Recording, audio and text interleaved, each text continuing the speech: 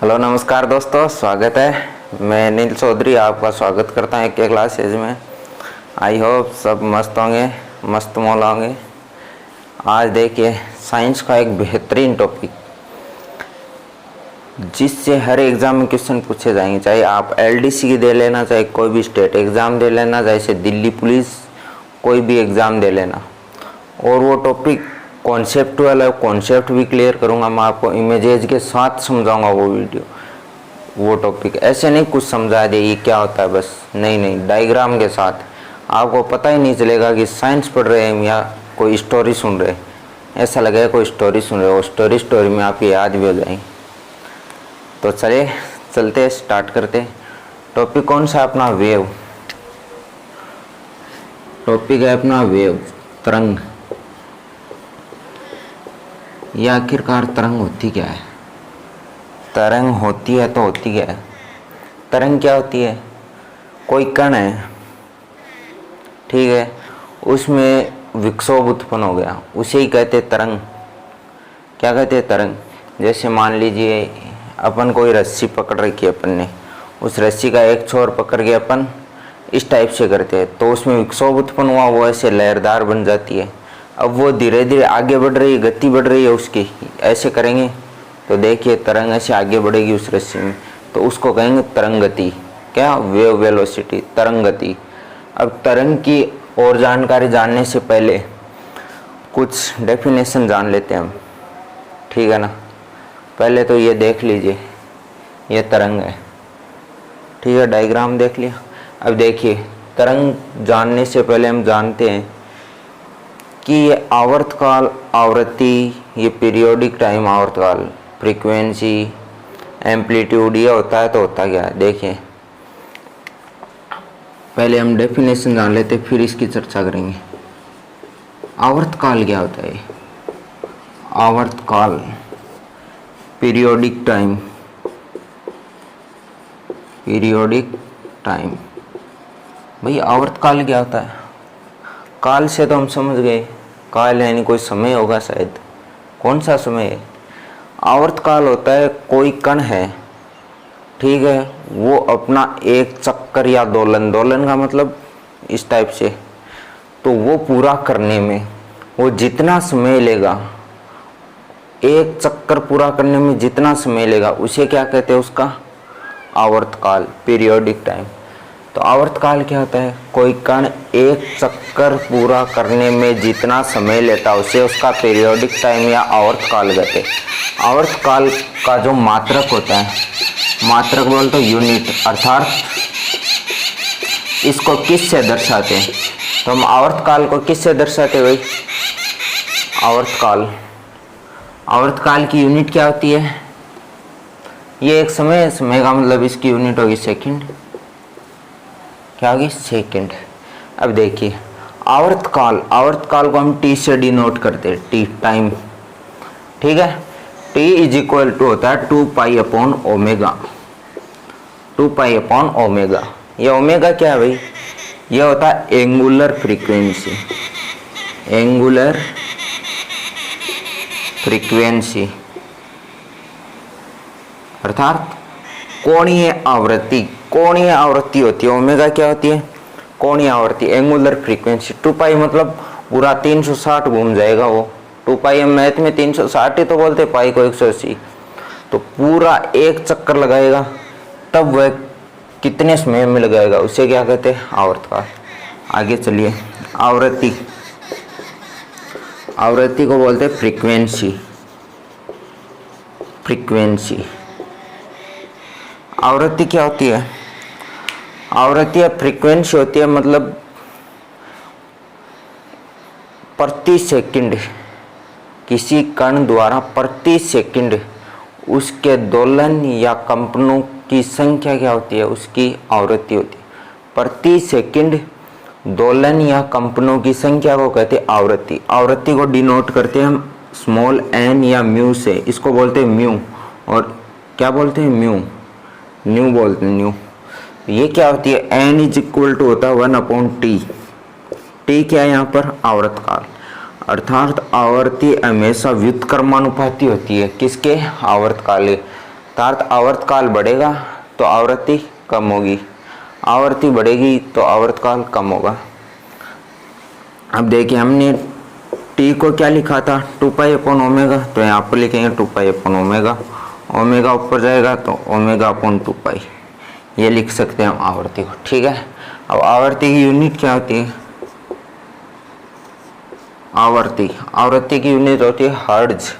क्या होती है? हर्ट्ज, HZ से लिखते हैं इसको, हर्ट्ज। ठीक है, तो हमने आवर्तकाल आवृत्ति की बात की। एक डेफिनेशन और बचती है, आयाम। ये आयाम क्या होता है? एम्पलीट्यूड, इंग्लिश में बोलते हैं आयाम को एम्पलीट्यूड। ये देख लिया, स्क्रीनशॉट लेना चाहो तो ले सकते हो। चलो आगे चलते हैं। अरे भाई पढ़ने में मज़ा आ रहा है तो चैनल को सब्सक्राइब कर ले, वीडियो को लाइक करिए, ज़्यादा से ज़्यादा शेयर कीजिए, और नहीं आ रहा तो आएगा। अभी देखिए, अभी तो इंटरेस्ट पैदा होगा इस टॉपिक में, अभी तो स्टार्ट हुआ है। देखिए आयाम क्या होता है? आयाम इसे बोलते हैं एम्पलीट्यूड। एम्पलीट्यूड, देखिए आयाम क्या होता है? आयाम क्या होता है? हमने सुना है, आपने भी सुना है कि आयाम, उसने एक नया आयाम हासिल कर लिया। आयाम का मतलब उसने एक नई पोजीशन, ऊंच स्थिति अपनी हासिल कर ली। तो आयाम क्या होता है? कोई माध्यम का कण अपनी साम्य अवस्था, क्या अपनी साम्य या माध्य स्थिति से दोनों तरफ अधिकतम जितना विस्थापित हो जाता है उस दूरी को हम आयाम कहते हैं। जैसे देखिए ये कोई तरंग है, ठीक है, ये इसकी माध्य स्थिति या साम्य स्थिति क्या है? ये इसकी माध्य या साम्य स्थिति है। तो इससे ये तरंग जा रही है, ये लीजिए, नाचती जा रही है, लहराती। तो देखिए ये तरंग ऊपर कहाँ तक गई? यहाँ तक। तो ये इसकी माध्य स्थिति से ये इतनी अधिक विस्थापित है, ये इसका आयाम हो गया। चलो इसको मान लिया मैंने, ये मान लिया आयाम को। तो ये क्या हो गई? ये दूरी आयाम। अब ये नीचे भी यहाँ तक आ गया, ये क्या हो गया? इसका आयाम। तो इसको भी लिख दिया आयाम ए। तो ये हो गया एम्पलीट्यूड, आयाम।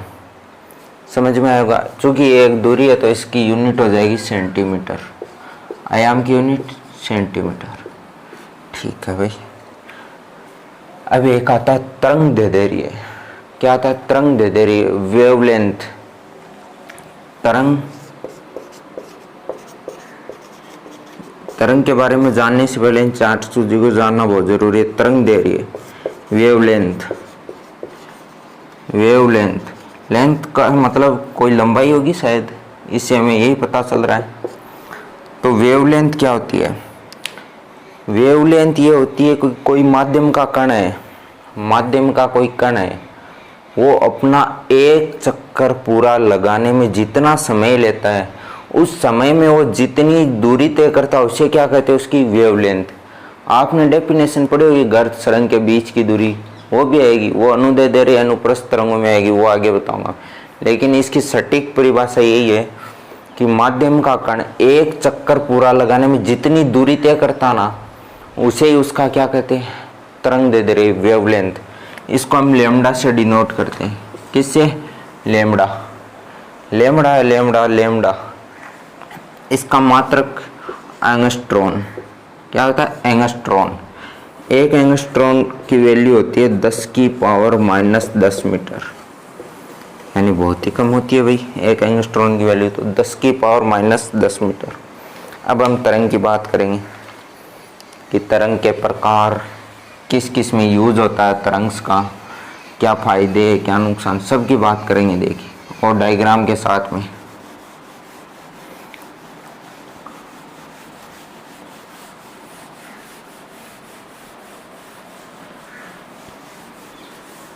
तो हमने तरंग की परिभाषा जानी हमने कि कोई कण है माध्यम का, उसमें उत्पन्न विक्षोभ को तरंग कहते हैं। यदि वो आगे से आगे गति कर रहा तो उसे तरंग की गति कहते हैं। अब तरंग के टाइप, तरंग को हम 2 भागों में डिवाइड कर देते हैं, भाग ए भाग बी। देखिए भाग ए में हम जानेंगे किसके आधार पर? आधार है ये दो। इसमें जानेंगे हम तरंग की दिशा, अर्थात तो किस दिशा में गति कर रही है, यानी दिशा, उसके गति की दिशा, गति की दिशा, उसके गति की दिशा के आधार पर हम क्या करेंगे? डिवाइड करेंगे तरंग को। और बी में करेंगे हम माध्यम के आधार पर, अर्थात उसको माध्यम की आवश्यकता है या नहीं है उसके आधार पर। तो गति की दिशा के आधार पर दो भागों में होती है तरंग। कितनी? दो होती है। एक होती है अनुप्रस्थ तरंग, अनुप्रस्थ, और एक होती है अनुदैर्ध्य, अनुदैर्ध्य तरंग, अनुदैर्ध्य तरंग। एक हो गई अनुप्रस्थ, एक हो गई अनुदैर्ध्य। इसे इंग्लिश में बोलते हैं लॉन्गिट्यूडनल, लॉन्गिट्यूडनल, एंड इसे बोलते हैं टेनवर्स। ठीक है, tan inverse longitudinal wave and tan inverse wave. माध्यम के आधार पर भी दो प्रकार की होती है। एक तो माध्यम पर निर्भर करती है, एक नहीं करती, अर्थात एक को माध्यम की आवश्यकता होती है, एक को नहीं होती। तो जिसको माध्यम की आवश्यकता होती है उनको बोलते हैं हम यांत्रिक तरंगे। यांत्रिक तरंगे भी काफी प्रकार की होती है, बताऊंगा। देखिए, एक होती है विद्युत चुंबकीय तरंगे, जिन्हें माध्यम की आवश्यकता नहीं होगी, विद्युत चुंबकीय तरंगे। इसकी जिक्र हम प्रकाश में भी करेंगे। और इससे विद्युत चुंबकीय तरंगों से तो 100% क्वेश्चन टपकना है एग्जाम, और यांत्रिक तरंगों से भी, और ये भी काफी इंपॉर्टेंट है। देखिए अनुप्रस्थ तरंग क्या होती है, एक एक की चर्चा करते हैं।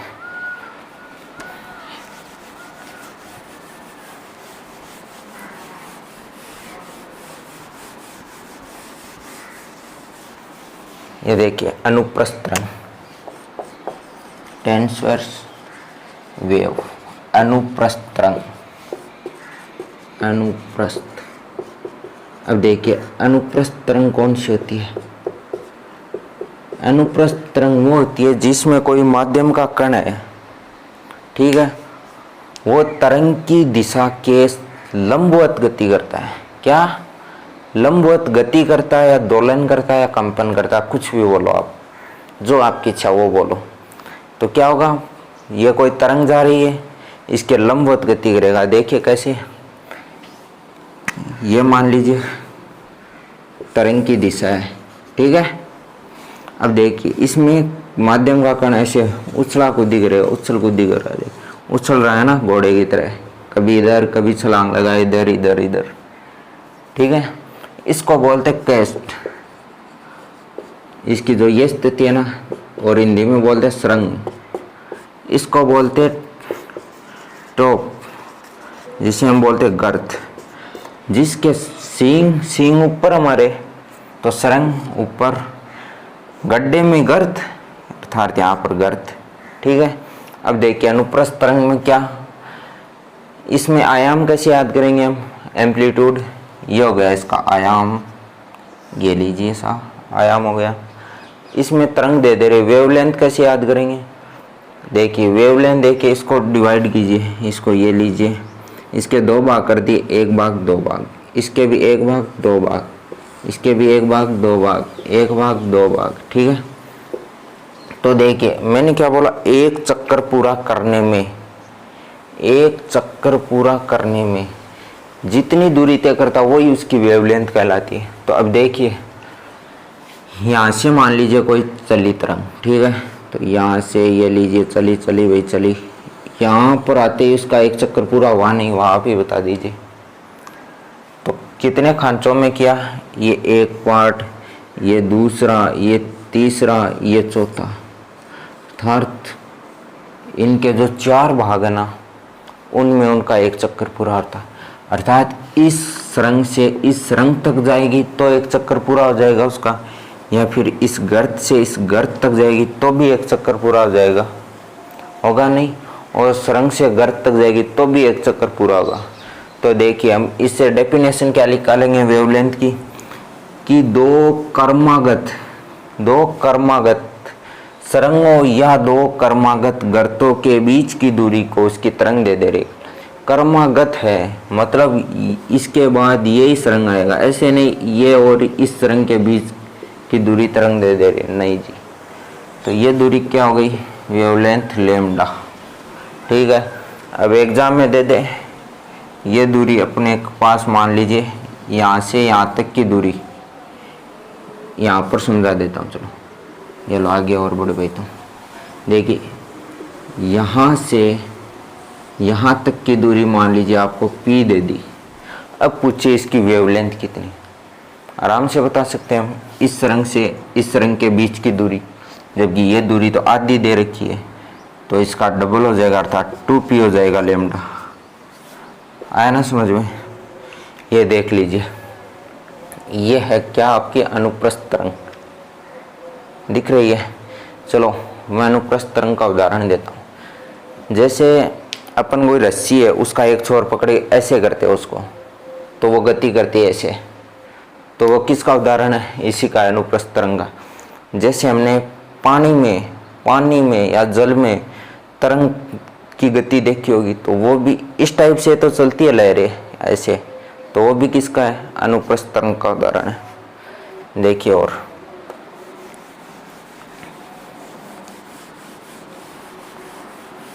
अगली कौन सी आती है, अनुदैर्घ्य तरंग, अर्थात लॉन्गिट्यूडनल वेव। अनुदैर्घ्य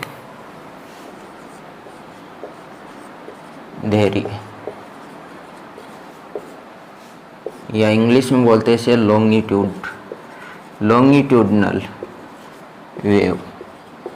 तो ये क्या आती है, मैंने आपको बताया अनुप्रस्थ क्या होती है, तरंग गति कर रही है, माध्यम का कण उसके लंबवत उछल कूदी कर रहा है, अर्थात कंपन कर रहा है लंबवत, तो क्या हो जाएगी, अनुप्रस्थ।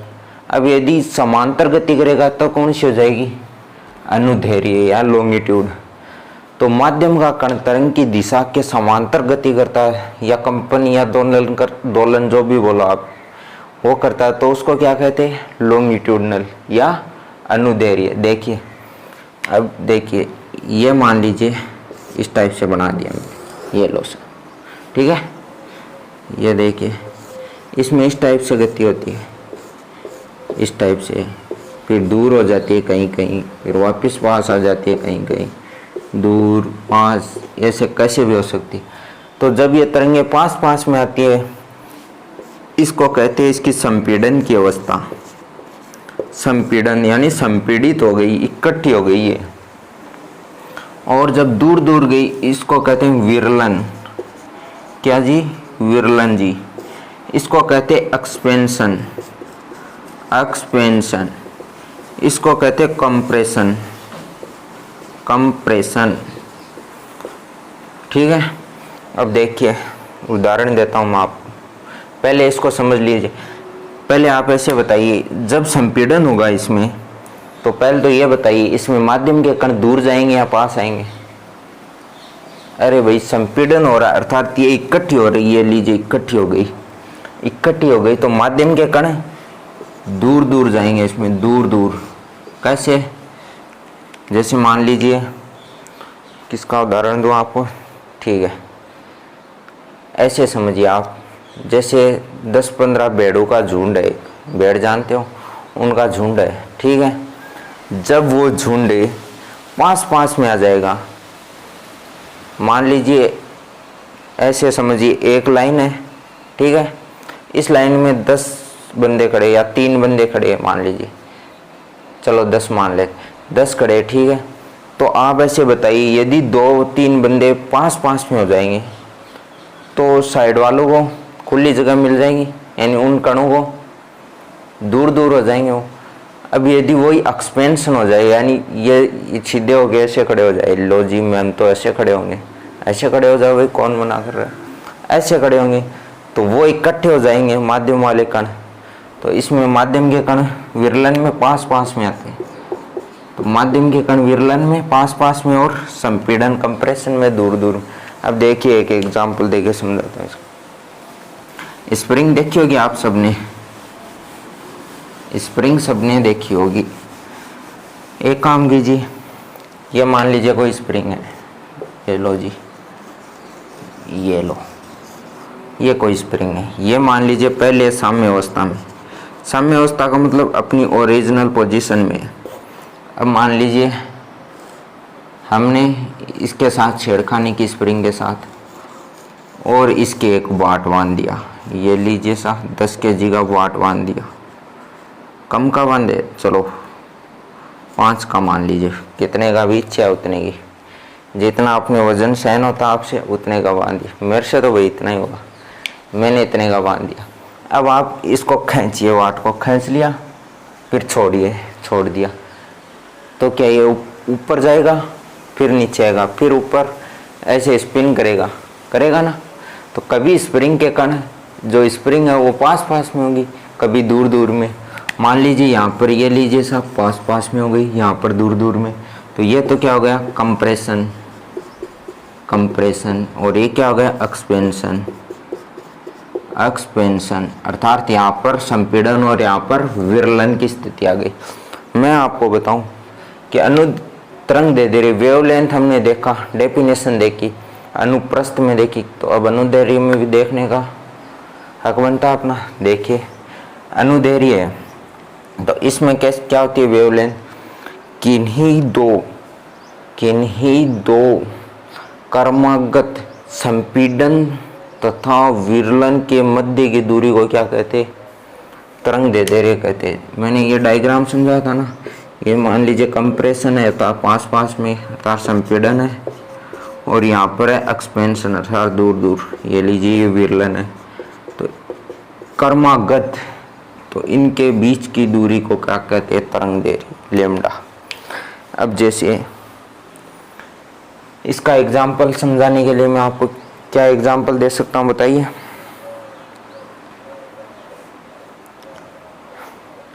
जैसे वायु है, वायु में ध्वनि इसका एग्जाम्पल है ना, ध्वनि तरंग है। जैसे हम वायु में बोलेंगे, आप ही बता दो, मैं नहीं बताऊंगा। देखिए मैंने बोला आपको, हम वायु में बोलेंगे तो क्या साउंड नाचती जाएगी घोड़े की तरह? अरे सीधी तो जाएगी, उसके समांतर। जिस दिशा में वायु उसी दिशा में हमारा साउंड जाएगी।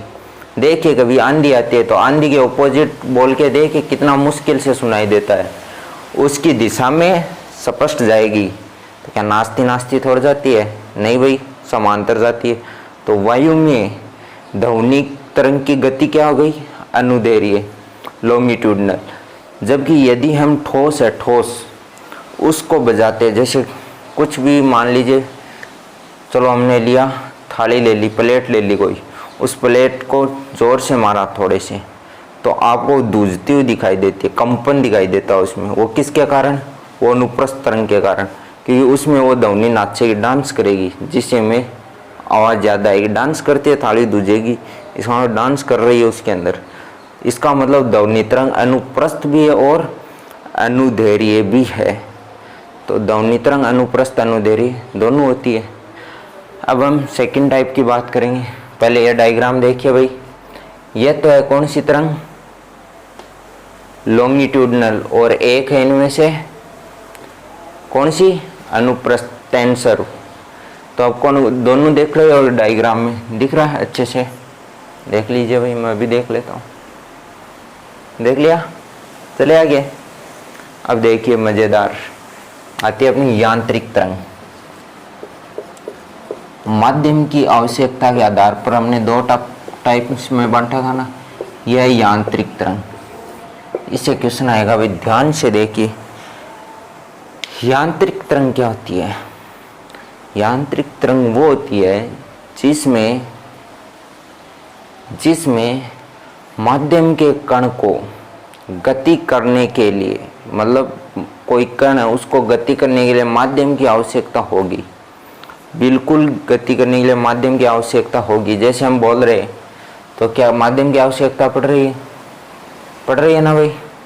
मैं बोला आपको सुनाई दिया, आप बोलोगे सर माध्यम क्या आ गया? माध्यम देखिए, हवा क्या हो गई इसकी? माध्यम हो गई। या फिर ये मेरा माइक हो गया माध्यम। तो माध्यम की आवश्यकता होती है। अब जैसे अंतरिक्ष में हम बोलते हैं तो वहाँ पर तो किसी प्रकार का माध्यम नहीं, निर्वात है बिल्कुल। तो अंतरिक्ष में बोलेंगे हम ऐसे बोलेंगे। पास वाला बोलेगा कछु बोल रहा है तू, सुनाई ना दे रहा मेरे को। अरे सुनाई कैसे देगा, जब माध्यम होगा तभी तो सुनाई देगा। तो ऐसे आप, वो सोचेगा ये पागल है, और आप सोचोगे वो पागल, वो बोल रहा है। तो अंतरिक्ष में सुनाई नहीं देता, क्यों? निर्वात के कारण। तो ध्वनि को माध्यम की आवश्यकता होती है, तो वो एक तरह की यांत्रिक तरंग हुई कि नहीं हुई? बिल्कुल हुई सा। ये अनुप्रस्थ भी हो सकती है और अनुदैर्घ्य भी हो सकती है, दोनों हो सकती है ना।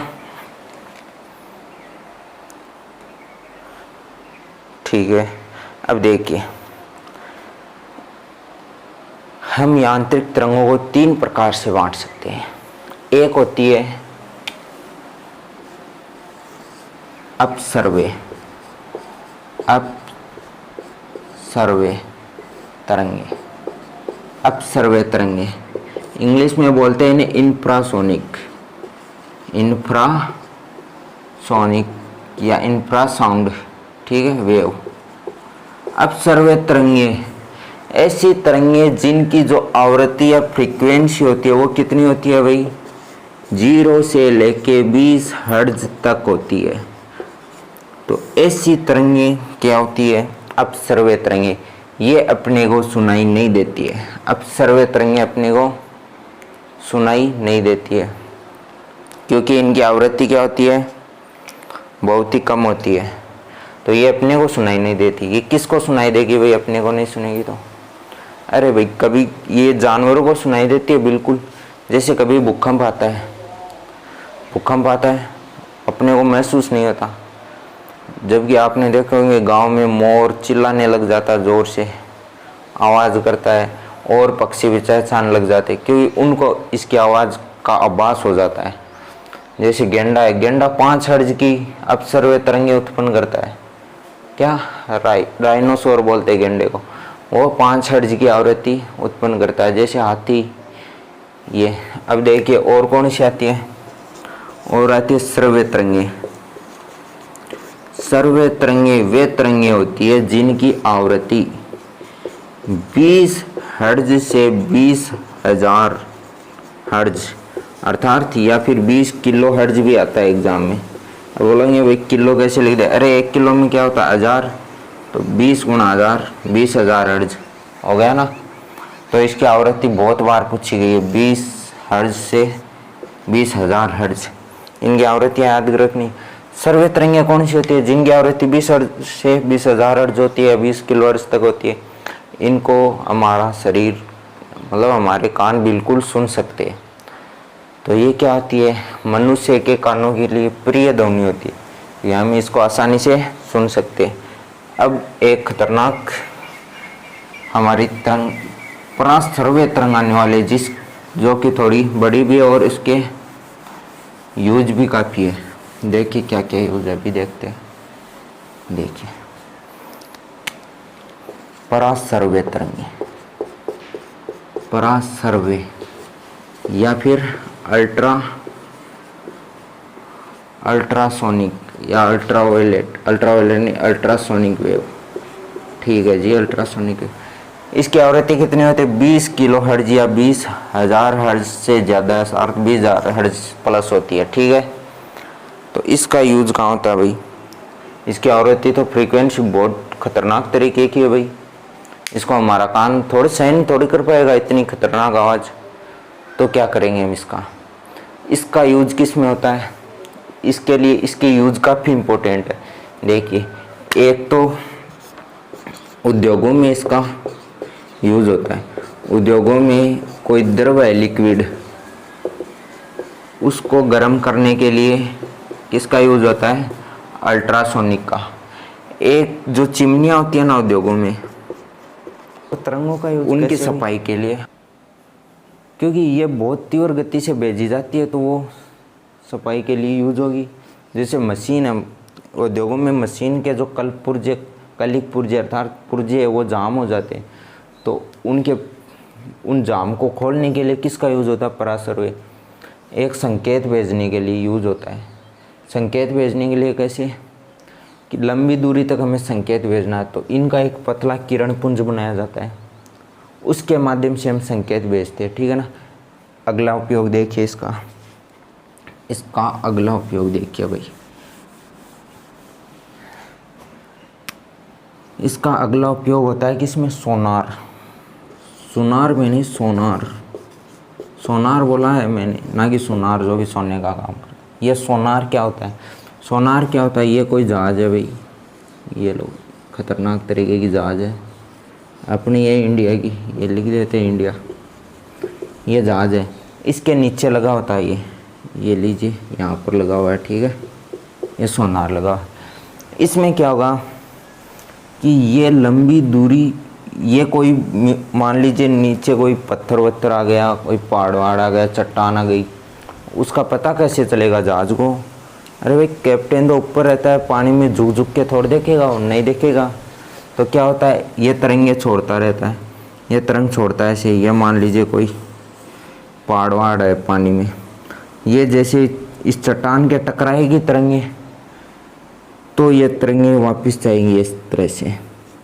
इससे इसके अंदाज से ये क्या, इनकी क्या निकाल लेते हैं, गहराई निकाल लेते हैं। अर्थात समुद्र की गहराई नापने के लिए भी इसका यूज़ होता है और पता चल जाता है कि इतनी गहराई तक ये चट्टान है, ठीक है। ये देखिए, ये दिख रहा आपको इस डायग्राम में, ये है सोनार। ये देखिए अपनी तरंग को भेज रहा है ना, फिर वापस जा रही है, ठीक है। तो समुद्र की गहराई नापने के लिए भी किसका यूज़ होता है? अल्ट्रासोनिक वेव का। देखिए और यूज अगला यूज है इसका सोनोग्राफी में यूज होता है। किसमें?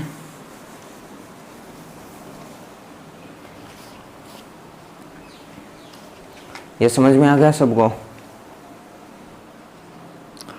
एक इसका यूज होता है सोनोग्राफी, अल्ट्रासोनोग्राफी। आप बोलोगे भाई इसका अल्ट्रासोनोग्राफी में कैसे यूज होता है? अभी देखिए, पहले तो अल्ट्रासोनोग्राफी होती क्या है, देखिए ये रही अल्ट्रासोनोग्राफी की मशीन, ठीक है। इसका काम क्या होता है? हमारे शरीर की जांच करने के लिए किसका यूज होता है? अल्ट्रासोनोग्राफी। मतलब शरीर में ये तरंगे भेजती है, अल्ट्रासोनिक वेव भेजती है, उससे हमारे शरीर में, जैसे हमको किडनी के अंदर मान लीजिए कोई क्या हो गया, पथरी हो गई, ठीक है, तो उसका पता लगाने के लिए किसका यूज़ लेंगे? अल्ट्रासोनोग्राफी। ये कैसे पता लगाए? अल्ट्रासोनिक वेव भेजेगी। अब मान लीजिए किडनी है, किडनी या गुर्दे, ये निकालनी नहीं है अपने को, ठीक है ना। इसमें मान लीजिए कोई पथरी हो गई, तो उस पथरी को तोड़ने के लिए किसका यूज़ होता है भाई? उसके लिए यूज होता है अल्ट्रासोनिक वेव का, सर्वे तरंगों का यूज होता है। ये देखिए डायग्राम देखिए, इस टाइप से बनाती है, पैनल पे दिख रहा है आपको। ये देखिए, ये शरीर के अंदर का डायग्राम इस टाइप से बनाती है सोनोग्राफी, ठीक है। जैसे माँ के गर्भ में बच्चे का पता लगाना है तो किसका यूज लेंगे? अल्ट्रासोनोग्राफी का। वो क्या करेगी? ये अल्ट्रासोनिक वेव भेजेगी और उससे पता चल जाए। ये देखिए नन्ना मुन्ना बच्चा खेल रहा है एक, ठीक है, इस टाइप से। आगे देखिए, इसके अलावा इसका यूज शल्य चिकित्सा में हो गया, मतलब मेडिकल साइंस में यूज हो गया इसका। अब कौन सी तरंग आती है अपनी, बताइए। ये देख लीजिए तरंग से संबंधित कुछ डायग्राम्स, चित्र, ठीक है ना। ये पानी में तरंगे उत्पन्न हो रही, उसका डायग्राम हो गया, दिख रहा है, ठीक है। और ये हो गए अनुप्रस्थ और अनुदैर्घ्य तरंगों का डायग्राम, दिख रहा है भाई, दिख रहा है अच्छे से, ठीक है। ये लीजिए सोनार का, एक बार फिर से देख लीजिए, दिख रहा है। अब अपनी बची विद्युत चुंबकीय तरंगे। विद्युत चुंबकीय तरंगे पढ़ने के लिए अपने को टाइम चाहिए थोड़ा, तो ये अगली क्लास में करेंगे हम, क्योंकि इसको पूरा विस्तार से बताऊंगा कैसे यूज होता है, बिल्कुल डायग्राम समझा के बताऊंगा। और काफ़ी इम्पोर्टेंट भी है विद्युत चुंबकीय तरंगे, इसलिए। तो ये वीडियो आपको कैसा लगा? यदि पसंद आया तो प्लीज़ लाइक तो करना बनता है, नहीं आया तो डिसलाइक कर दो, और कमेंट करके बताओ कैसा लगा। कोई कमी रही तो वो भी आपकी दूर की जाएगी। और ज़्यादा से ज़्यादा शेयर कर दीजिए और सब्सक्राइब कर लीजिए। अगला वीडियो आ रहा है विद्युत चुंबकीय तरंगों। Thank you so much.